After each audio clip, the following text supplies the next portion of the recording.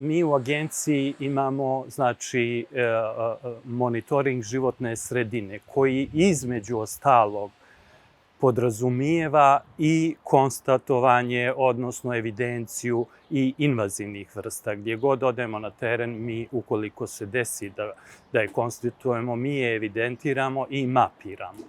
Međutim, sama posvećenost invazivnim vrstama nije na nekom značajnom nivou.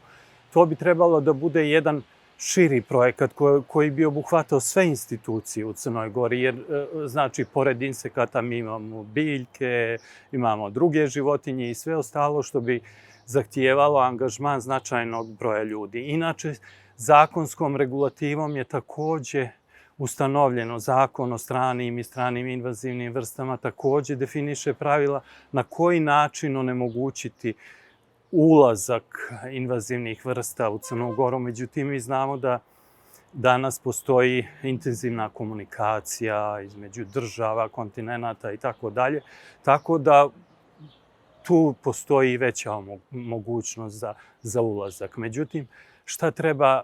Treba primijeniti prije svega mjere prevencije, smanjiti mogućnost da, na primjer, konkretno sadnim materijalom ili bilo kojim drugim materijalom, invazivna vrsta, odnosno vrsta koja je potencijalno invazivna, da bude spriječena da uđe u našu zemlju. Druga stvar je identifikacija.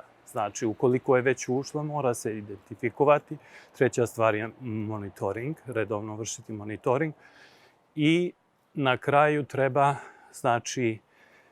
primijeniti mehanizme upravljanja tom vrstom, jer kao što sam rekao, nisu sve strane vrste invazivne, nego su to samo pojedine, ali ukoliko su u nekom početnom stadijumu, ukoliko su unijete u neko recentno vrijeme, onda treba pratiti njeno kretanje, odnosno šta se dešava sa populacijom, da li ona miruje, da li raste i u kom pravcu bi se kretao dalji proces.